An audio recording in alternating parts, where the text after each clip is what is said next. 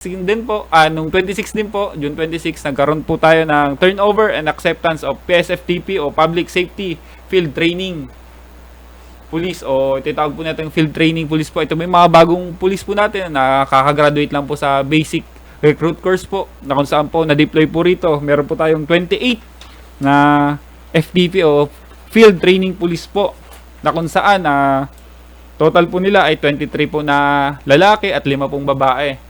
Lahat po yung 28 na yun ay taga rito po sa Marinduque. Ano po? Yan po lahat sila ay mag-undergo po ng 6 months field training program po dito sa atin.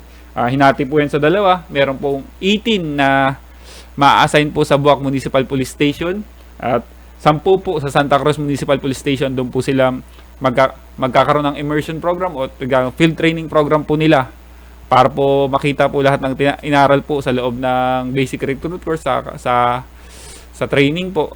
I-apply po ngayon o makita po. Ngayon, katawang din po nito, meron po tayong field training officer po dito po na maggagabay po sa kanila bawat po kanilang phase po na gagawin po. Meron pong 3 phase 1, traffic, investigation, and patrol phase po. Ngayon po, nasa patrol phase po sila.